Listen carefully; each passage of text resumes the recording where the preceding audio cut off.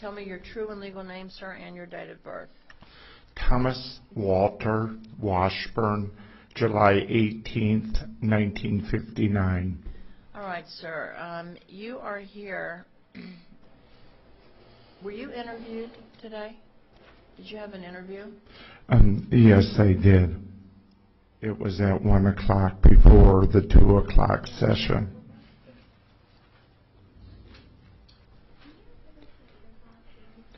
The past 2 days have really been a whirlwind for me. All right, and I told the interviewer that I wasn't sure at this point whether I'd be hiring an attorney or whether I needed one appointed for me. But I gave her the financial information.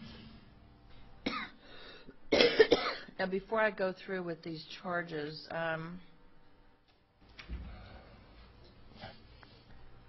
what's the status of your employment? I received a note from my employer today that I have been reassigned to home until further notice. Okay. Katrina, they've got a note on here that he couldn't provide information under the attorney thing, but they clearly did an interview and they had a financial. Will you call them and say, does he qualify for court appointed or not? This doesn't match up with what they put on there. I can ask, but it's day shift and night shift. Day shift do the interview.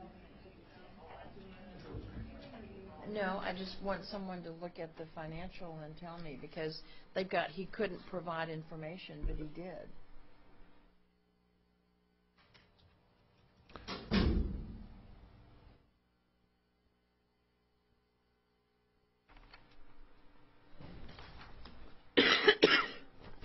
All right. Now, who all lives at your home, sir? Just myself.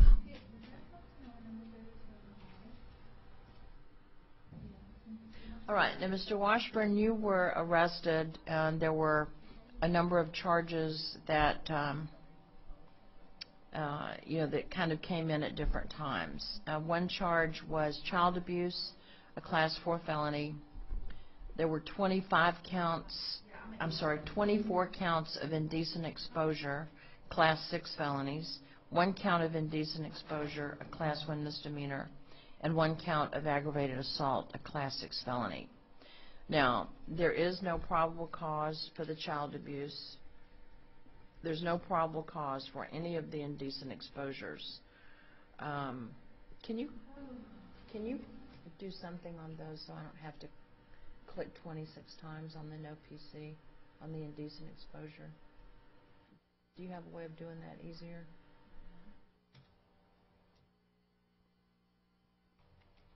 All right, there's no probable cause for the indecent exposures.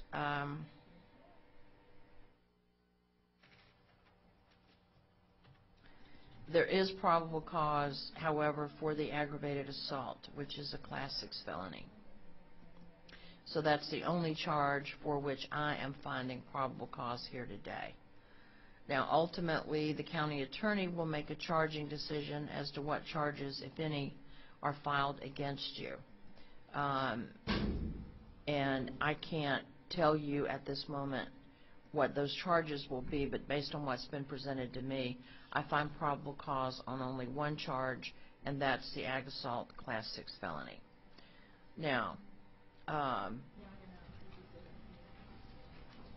it doesn't look like you've had any criminal history at all. Is that correct, sir? I had one moving violation back in Michigan, failure to yield to an emergency vehicle. You have no criminal history? No, ma'am. No, Your Honor.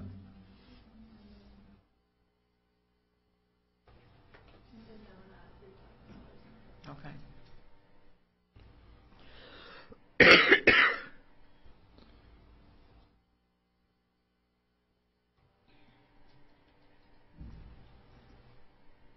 All right, now, based on the financial information that you provided, Mr. Washburn, you do not qualify for a court-appointed lawyer.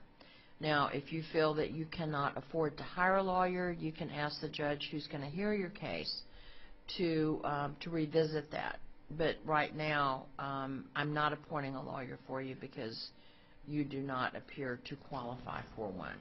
Now, what I'm going to do is I'm going to release you to the supervision of pretrial services on an electronic monitor. Now, that means that you'll have an ankle bracelet.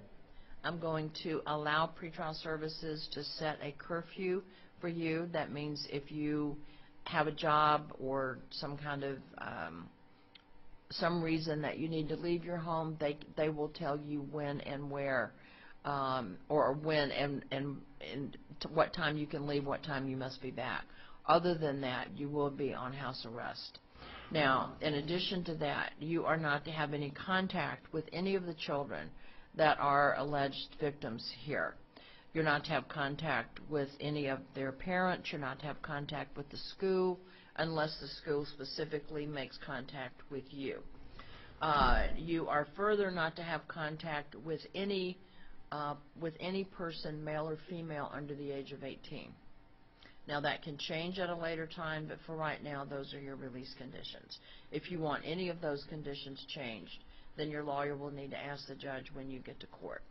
You're not to use or possess any weapons or drugs or drink any alcohol, and you will remain at your address, and you'll provide all that information to pretrial services. They will meet with you before you get released from jail and explain everything that you need to do. Now, if you violate any terms of the release conditions that I'm giving you, then your release will be revoked and you'll end up back in jail and you'll have a bond that you may or may not be able to pay. You understand, sir? Yes, I do. Just a couple quick questions for you. I had a huge investment in my teaching materials that are still in my classroom at school, provided I do not go there during regular school hours and I have permission from the superintendent. Can I retrieve my teaching materials? As long as you go onto school property only with the knowledge and consent of the school officials. Okay. And in fact, I'll put that on your release order. Okay. The other question, I have been working out at Lifetime Fitness for the last 6 months with the goal of losing 100 pounds within the next year. Is that something that can be accommodated by? Talk to pretrial services about that. Okay. The concern there would be if there's anyone under the age of 18. Because at least for now, you're not to have contact with anyone under the age of 18.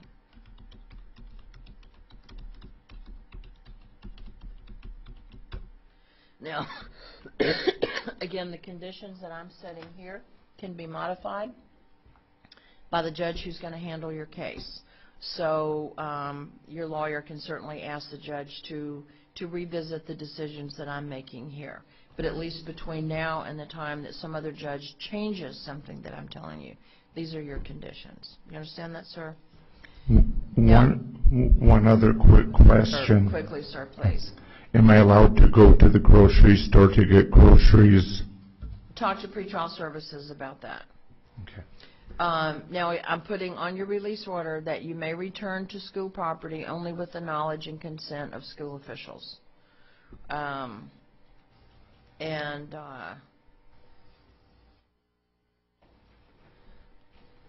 Actually, I'll put on your release order that you are to have. Because there's a 3-day weekend, there's Saturday, Sunday, and then there's Civil Rights Day on Monday, where there will be no students on campus, and I was hoping to use that time. And that's up to the school officials, okay. Sir. Thank you.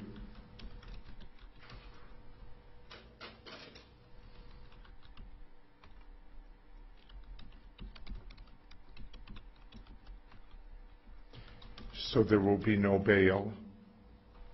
You're getting released, sir. You're just getting released with some restrictions. Okay. You don't have to pay any money to get out. Now, I'm putting on your release order that you may not have any unsupervised contact with any minor. Okay. So that means you could be around a minor as long as there was another adult present. Okay. So that's true of, That may help with the grocery store issue, and the fitness center as well? and it may. Okay. All right, now, again, your court date is on your release order. You'll get your release instructions before you get released from jail, and remember that I am not appointing an attorney for you at this time. Thank you, Your Honor. So step over and get your release order.